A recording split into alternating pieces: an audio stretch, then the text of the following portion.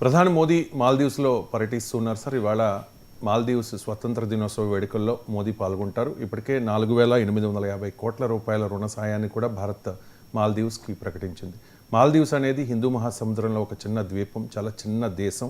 Sir, Maldives పర్యటన importance ఏంటి? అంటే మోడీ మాల్దీవ్స్ పర్యటన ప్రాధాన్యత మనకు అర్థం కావాలి అంటే గత కొన్ని సంవత్సరాలుగా మాల్దీవుల్లో జరుగుతున్న పరిణామాలు, భారత మాల్దీవుల సంబంధాల్లో వస్తున్న మార్పులు, అలాగే ఇండియాస్ నైబర్హుడ్లో వస్తున్న చేంజెస్ను మనకు అర్థం కావాలి. భారతదేశము మాల్దీవుల మధ్య సంబంధాలు ఇటీవల కాలంలో బాగా దెబ్బతిన్నాయి. 2023లో మొహమ్మద్ మొయిజు ప్రెసిడెంట్గా ఎలక్ట్ అయ్యాడు. ఆ ఎన్నికల సమయంలో ఆయన క్యాంపెయిన్ ఇండియా అవుట్ అనే క్యాంపెయిన్, అంటే భారతదేశాన్ని మాల్దీవుల నుంచి వెళ్ళకూడదామని. వాస్తవంగా భారత సైన్యము పెద్ద ఎత్తున మాల్దీవులు ఏమీ లేదు, చాలా చిన్న కంటింజెంట్ మాత్రమే ఉంది. 2 ధ్రువ్ హెలికాప్టర్లను భారతదేశం మాల్దీవులకు ఇచ్చింది. అవి కూడా మిలిటరీ హెలికాప్టర్స్ కాదు. కానీ మాల్దీవుల్లో అదొక సెంటిమెంట్ను తగిలించింది. అంటే మాల్దీవులు ఇండియాకు ఒక లోబడి ఉంటుంది అని. సో దాన్ని రాజకీయ నాయకులు ఎక్స్ప్లాయిట్ చేశారు. అంటే ప్రజల్లో పెరిగిన యాంటీ ఇండియా సెంటిమెంట్ను కాస్త పార్టీలు మరింతగా పెంచాయి. అందువల్ల మహమ్మద్ మొయిజు ఇండియా అవుట్ అనే క్యాంపెయిన్తో పెద్ద ఎన్నికల ప్రచారం చేశారు. సో ఇప్పుడు మన దేశంలో anti Pakistan, anti China rhetoric ఏ రకంగానైతే రాజకీయాలని ఎన్నికల్ని ప్రభావితం చేస్తాయో, పాకిస్తాన్లో ఎలాగైతే యాంటీ ఇండియా సెంటిమెంట్ రోజవుతుందో, నేపాల్లో ఎలాగా యాంటీ ఇండియా సెంటిమెంట్తో రాజకీయాలు జరుగుతాయో, అలాగే మాల్దీవ్స్లో కూడా యాంటీ ఇండియన్ సెంటిమెంట్ను రాజకీయంగా మొహమ్మద్ మొయిజ్ ఉపయోగించుకొని అధికారంలోకి వచ్చాడు, ఇండియా అవుట్ క్యాంపెయిన్ అని. సో తాను అధికారంలోకి వచ్చిన వెంటనే మాల్దీవుల్లో ఉన్న ఆ కొద్దిమంది భారత సైనికుల్ని కూడా పంపించేశారు. ఆ తర్వాత జరిగిన పరిణామాలు ఏంటంటే, మాల్దీవుల మంత్రులు 3 మన ప్రధానమంత్రి పైన అనుచితమైన వ్యాఖ్యలు చేశారు. ఎందుకు చేశారంటే, ప్రైమ్ మినిస్టర్ లక్షద్వీప్కు వెళ్ళి లక్షద్వీప్ను ప్రేజ్ చేస్తూ దాని యొక్క పర్యాటక కేంద్రంగా అభివృద్ధి చేస్తాము అని ప్రకటించారు. ఇది భారతదేశంలో అంతర్భాగం లక్షద్వీప్, మన దేశంలో ఉన్న ఒక భూభాగాన్ని మనం ఎలాగైనా డెవలప్ చేసుకోవచ్చు. కానీ మాల్దీవ్స్ దాన్ని పర్సీవ్ చేసింది ఏంటంటే, మాల్దీవుల్లో ఇండియా అవుట్ అనే సెంటిమెంట్తో మొహమ్మద్ మొయిజు గెలిచాడు కనుక, భారత వ్యతిరేక భావన పెరుగుతోంది కనుక, మాల్దీవులకు కాంపిటీషన్గా లక్షద్వీపుల్ని భారత ప్రభుత్వం డెవలప్ చేస్తోంది అనే భావన మాల్దీవులో కలిగింది. దాని ఆధారంగా మాల్దీవుల మంత్రులు భారత ప్రధానమంత్రి పైన చాలా అభ్యంతరకరమైన వ్యాఖ్యలు చేశారు. దానితో ఇండియాలో బాయ్కాట్ మాల్దీవ్స్ అని ఒక పెద్ద క్యాంపెయిన్ నడిచింది. దాంతో మాల్దీవులకు వెళ్ళే భారత పర్యాటకుల సంఖ్య 33% పడిపోయింది. మాల్దీవుల్లో ఉన్న టూర్ ఆపరేటర్లు దెబ్బతిన్నారు. Maldivian economy is highly dependent on tourism. ఎందుకంటే నేను ఆ దేశానికి వెళ్ళాను కూడా. మాల్దీవ్స్ ప్రభుత్వ ఆహ్వానం మేర మాల్దీవ్స్ పోలీస్ సర్వీస్ వాళ్ళు క్లాసులు చెప్పడానికి పిలిస్తే వెళ్ళాను. సో ఆడ 1 వారం రోజుల పాటు అక్కడ ఉన్నాను. ఆడ చాలా దీవులు పర్యటించాను. మాల్దీవ్స్లోకి ఏంటంటే ఆఖరికి వాళ్ళ వాటర్ కూడా ఇంపోర్ట్ చేసుకోవాల్సిందే. అలాంటి దేశం, వాళ్ళకున్న ఏకైక ఎకానమీ, కీలకమైన ఎకానమీ టూరిజం. సో అందువల్ల కొన్ని వందల దీవులు ఉంటాయి. కొన్ని దీవులు అయితే ప్రజలే ఉండరు. ఇప్పుడు మేము ఒక దీవికి వెళ్ళాం, ఆ దీవిలో ఒక పోలీస్ స్టేషన్ మాత్రమే ఉంది, ఇంకో దీవిలో ఒక జైలు మాత్రమే ఉంటుంది. రాత్రి 2 వరకు మన ఆర్టీసీ బస్సులకు కూడా నడవని సమయంలో అక్కడ స్పీడ్ బోట్ సర్వీసెస్ నడుస్తూనే ఉంటుంది.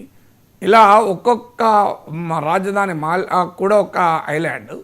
So it's a wonderful tourist location. ఇప్పుడు మేమున్న హోటల్ అయితే ఏకంగా సముద్రంలోనే ఉండేది, అది మెట్ల దాకా నీళ్లు, మేము పడవలోనే మెట్ల దాకా వచ్చాం. సో ఆ రకమైన అందమైన పర్యాటక కేంద్రం, అది అద్భుతమైన పర్యాటక కేంద్రం. అందువల్ల ఎప్పుడైతే బాయ్కాట్ మాల్దీవ్స్ అనే సెంటిమెంట్ ఇండియాలో పెరిగిందో, మాల్దీవులకు వెళ్ళే ఫారిన్ టూరిస్టులు తగ్గి మాల్దీవియన్ ఎకానమీ పైన తీవ్ర ప్రతికూల ప్రభావం పడింది. అప్పటికే 2020లో కోవిడ్ వచ్చింది. కోవిడ్ వచ్చాక టూరిజం ఆధారంగా ఉండేటువంటి ఎకానమీస్ దెబ్బతింటాయి.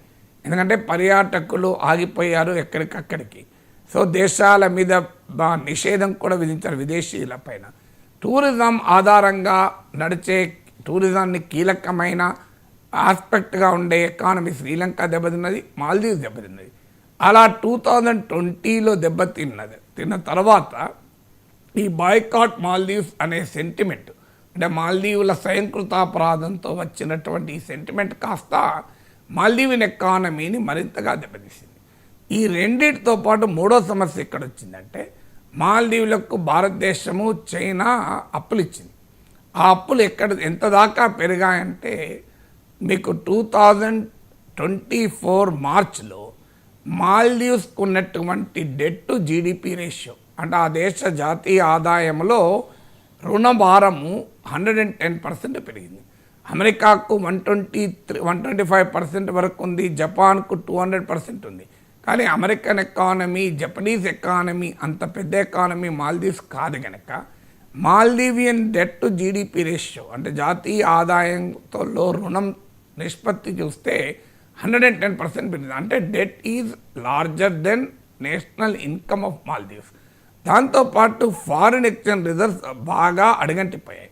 2024 సెప్టెంబర్లో మాల్దీవ్స్కున్న ఫారిన్ ఎక్స్చేంజ్ రిజర్వ్స్ కాస్త 1 మంత్ ఇంపోర్ట్ బిల్లును కూడా చెల్లించలేని దుస్థితి. సో ఇలాంటి సిచ్యువేషన్కు మాల్దీవ్స్లో ఉన్న యాంటీ ఇండియా క్యాంపెయిన్ ఆజ్యం పోసింది. ఇది మనం ఎవరము చేసింది కాదు. ఈ మహమ్మద్ మొయిజు ఇండియాతో ఘర్షణ పెట్టుకొని జనరల్గా మాల్దీవ్స్లో ఎవరు కొత్తగా ప్రెసిడెంట్ అయితే ఫస్ట్ ఇండియానే సందర్శిస్తారు. అది ఇండియాకు మాల్దీవ్స్కున్న హిస్టారికల్ రిలేషన్షిప్. కానీ దీన్ని ఉల్లంఘించి మహమ్మద్ మొయిజు 2023 ఏప్రిల్ అనుకుంటాను ప్రెసిడెంట్ అయిన వెంటనే చైనాకి వెళ్ళారు. సో అలా మొయిజు ఇండియా వ్యతిరేక క్యాంపెయిన్ నడిపాడు. కానీ ఆయనకు అర్థమైంది 2024 ఎండింగ్కి వచ్చే వరకు పాలిటిక్స్ వేరు, గవర్నెన్స్ వేరని.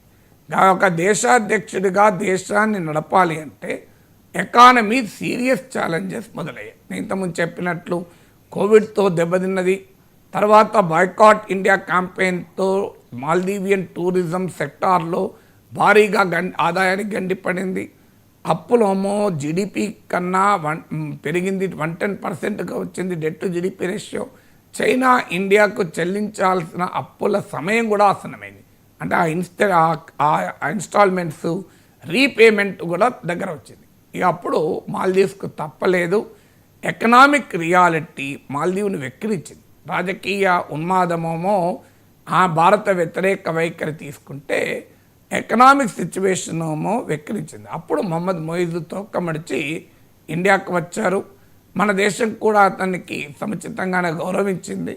ఆ తర్వాత ఇప్పుడు ఆ మాల్దీవ్స్ బ్రిటన్ నుంచి స్వాతంత్రం పొందిన 60వ వార్షికోత్సవం జరుపుకుంది, 60th ఇండిపెండెన్స్. ఆ సందర్భంగా చీఫ్ గెస్ట్గా మన ప్రధానమంత్రిని పిలవక తప్పనిసరి పరిస్థితి. మనకెందుకు అంటే మాల్దీవ్స్ ముఖ్యం అంటే ఇది కీలకమైన స్ట్రాటజిక్ వాటర్స్లో ఉన్న ఐలాండ్ ప్రాంతము. మాల్దీవుల్లో ఇటీవల కాలంలో ఇస్లామిస్టుల ప్రాబల్యం పెరిగింది. ఇస్లామిస్టుల ప్రాబల్యం ఉన్న పాకిస్తాన్తో మనం ఆల్రెడీ ఇబ్బందులు పడుతున్నాం. బంగ్లాదేశ్లో అవామీ లీగ్ ప్రభుత్వ షేక్ హసీనా ప్రభుత్వ పతనం తర్వాత అక్కడ పెరిగిన ఇస్లామిస్టుల ఇన్ఫ్లుయెన్స్ మహమ్మద్ యూనస్ ప్రభుత్వం పైన, జమాత్ ఇస్లామీ లాంటి పార్టీల దుర్మార్గాలు మనం చూస్తున్నాం. సో అందువల్ల మన ఇరుగు పొరుగున ఉన్న దేశాలలో పెరుగుతున్న ఇస్లామిక్ ఫండమెంటలిజం ప్రాబల్యము భారతదేశ సమైక్యత, సమగ్రతలపై కూడా చెడు ప్రభావాన్ని, ప్రతికూల ప్రభావాన్ని చూపుతుంది. Adverse impact on India's unity and integrity కూడా. అందువల్ల మాల్దీవ్స్లో స్టెబిలిటీ కావాలి, పీస్ కావాలి, ఇండియన్ ఇంట్రెస్ట్ కావాలి. ఇంకొక ముఖ్యమైన అంశం ఏంటంటే చైనా ఇన్ఫ్లుయెన్స్ మాల్దీవ్స్లో పెరుగుతోంది. ఇంతకుముందు చెప్పినట్లు సాధారణంగా మాల్దీవ్స్లో ఎవరు ప్రెసిడెంట్ అయినా ఈ 6 దశాబ్దాల పీరియడ్లో first state visit of Maldivian new president east to ఇండియాకి వస్తారు. కానీ మొయిజు కావాలని చైనాకు వెళ్ళాడు. సో ఈ చైనీస్ ఇన్ఫ్లుయెన్స్ కూడా మాల్దీవులో పెరుగుతుంది. దాన్ని కౌంటర్ చేయడం కూడా మన దేశానికి అవసరం. ఎందుకంటే 2014లో ప్రధానమంత్రి మోడీ ప్రమాణ స్వీకారానికి ఇరుగు పొరుగు దేశాలన్నింటినీ పిలిచారు. నైబర్హుడ్ డిప్లొమసీ అంటారు దాన్ని. కానీ ఆ తర్వాత జరిగిన పరిణామాలు చూస్తే చైనా పాకిస్తాన్ నెక్సెస్ పెరిగింది. పాకిస్తాన్ యాంటీ ఇండియా స్టాండ్ ఇంకా బిగుసుకుపోయింది. నేపాల్లో భారత వ్యతిరేక భావనలు పెరిగాయి. ఏకంగా భారతదేశం క్లెయిమ్ చేస్తున్న భూభాగాలను తమ దేశములో భాగంగా చూపెడుతూ నేపాల్ ఒక అధికారిక మ్యాప్ను ఆమోదించింది నేపాల్ పార్లమెంట్. అంత యాంటీ ఇండియా సెంటిమెంట్ పెరిగింది. శ్రీలంకలో నేపాల్ ప్రభుత్వం కూడా చైనాకు సన్నిహితమైంది. బంగ్లాదేశ్లో అధికారంలోకి వచ్చిన మహమ్మద్ యూనస్ కూడా చైనా వెళ్ళాడు. అక్కడ చికెన్ స్నెక్ అంటే నార్త్ ఈస్టర్న్ ఇండియాను మెయిన్ల్యాండ్తో కలిపే చిన్న ప్రాంతము, తక్కువ విడుతున్న ప్రాంతాన్ని చికెన్ స్నెక్ అంటారు. ఆ చికెన్ స్నెక్ గురించి కూడా అభ్యంతరకరమైన వ్యాఖ్యలు చేశారు. తర్వాత శ్రీలంకలో కూడా చైనీస్ ఇన్ఫ్లుయెన్స్ పెరిగింది. సో ఇలా శ్రీలంక, బంగ్లాదేశ్, పాకిస్తాన్, నేపాల్ ఇలా ఇరుగు పొరుగు దేశాలకు మాల్దీవ్స్ కూడా ఆడేది. అందువల్ల ఈ భారతదేశం చుట్టూ చైనీస్ ఇన్ఫ్లుయెన్స్ పెరగడానికి కూడా కౌంటర్ చేయాల్సిన అవసరం మనకు వచ్చింది. అంటే మాల్దీవుల్లో పెరుగుతున్న ఇస్లామిక్ ఫండమెంటలిజాన్ని, యాంటీ ఇండియా సెంటిమెంట్ను నియంత్రించాలి, చైనీస్ ఇన్ఫ్లుయెన్స్ను కూడా నియంత్రించాలి. అందుకే ఆ స్ట్రాటజిక్ ప్రాధాన్యత భారతదేశానికి కూడా మాల్దీవ్స్తో ఉంటుంది. అందువల్ల భారతదేశం ఏం చేసింది అంటే, ఒకటి పేషెంట్ డిప్లొమసీ. మహమ్మద్ మొయిజు అలాగే మాల్దీవులో ఉన్న రాజకీయ నాయకులు తలతిక్క పనులు చేస్తున్న ఓపికతో, సహనంతో భారతదేశం ఉంది. అందువల్ల డిప్లొమసీలో పేషెన్స్ పే ఆఫ్ చేస్తున్న దానికి ఇది ఒక ఉదాహరణ. తర్వాత నేను ఇంతకుముందు చెప్పినట్టు మాల్దీవులకు రుణభారం పెరిగింది కనుక భారత ప్రభుత్వం రుణాన్ని రీషెడ్యూల్ చేయడానికి అంగీకరించింది. దాంతో ఆ డెట్ అబ్లిగేషన్లో కాస్త సడలింపు వచ్చింది మాల్దీవ్స్కు. దాంతోపాటు ఇండియన్ మాల్దీవ్స్ ట్రేడ్లో లోకల్ కరెన్సీలో ట్రేడ్, డాలర్లలో కాకుండా లోకల్ కరెన్సీలో ట్రేడ్కు కొంతమేరకు అంగీకరించాం. నేను ఇంతకుముందు చెప్పాను, డాలర్ల కొరత ఉంది మాల్దీవ్స్కు. ఫారిన్ ఎక్స్చేంజ్ అయితే ఒక నెల రోజుల దిగుమతులకు కూడా, ఇంపోర్ట్స్ కూడా సరిపోయినంతగా లేదు సెప్టెంబర్ 2024లోని. సో అందువల్ల ఇండియన్ మాల్దీవ్స్ ట్రేడ్లో కొంతమేరకు డాలర్లో కాకుండా లోకల్ కరెన్సీలో ఎలో చేయడం ద్వారా ఫారిన్ ఎక్స్చేంజ్ ప్రెషర్ కాస్త మాల్దీవుల పైన తగ్గుతుంది. దాంతోపాటు మాల్దీవియన్ గవర్నమెంట్ ట్రెజరీ బిల్స్ను మన స్టేట్ బ్యాంక్ ఆఫ్ ఇండియా కొన్నది. సో ఇలా ఎకనామిక్గా కాస్త మనం వెసులుబాటు మాల్దీవ్స్కి ఇవ్వడము, రాజకీయాలేమో ఎన్నికల సమయంలో పనిచేస్తాయి, తర్వాత ఎకనామిక్ రియాలిటీ ఉంటుంది. సో ఆ ఎకనామిక్ రియాలిటీ ప్రివేల్ అవ్వడం మొదలైంది. ఇప్పుడు మొన్నటిదాకా మన దేశంలో కూడా China boycott China, anti China అని మొదలైంది. చైనా యాప్లు బహిష్కరించారు, బాల్కన్లకు వెళ్ళి చైనా వస్తువులు పడేశారు. ఇప్పుడు ఏం జరుగుతుంది? రాజ్నాథ్ సింగ్ వెళ్ళాడు, జయశంకర్ వెళ్ళాడు, ఇప్పుడు మోడీ వెళ్ళబోతున్నాడు. చైనా టూరిస్టులకు వీసాలు ఇస్తున్నాం, చైనా కంపెనీలను విదేశీ ప్రత్యక్ష పెట్టుబడులు FDI పెట్టమని ఆహ్వానిస్తున్నాం. ఇప్పుడంతా చైనాతో డిసెంగేజ్మెంట్ అయిపోయింది, బార్డర్ టాక్స్ మొదలయ్యాయి. ఇప్పుడు మళ్ళీ చైనాకు మనం దగ్గర అయ్యే ప్రయత్నం మోడీ ప్రభుత్వం చేస్తుంది. అందువల్ల డిప్లొమసీ వేరు, పాలిటిక్స్ వేరు, గవర్నెన్స్ వేరు, పాలిటిక్స్ వేరు. మాల్దీవ్స్లో కూడా పాలిటిక్స్ ఏమో భారత వ్యతిరేక సెంటిమెంట్ పెంచింది, ఎకనామిక్ రియాలిటీ ఏమో ఇండియాతో స్నేహం ఆవశ్యకతను పెంచింది. ఫలితంగా మాల్దీవ్స్లో ఈ చేంజ్ వచ్చింది. ఇండియాకు కూడా పాజిటివ్గా రెస్పాండ్ అయింది. అందువల్ల ప్రైమ్ మినిస్టర్ మోడీ మాల్దీవ్ పర్యటన హిస్టారికల్ సిగ్నిఫికెంట్. ఇది ఇండియా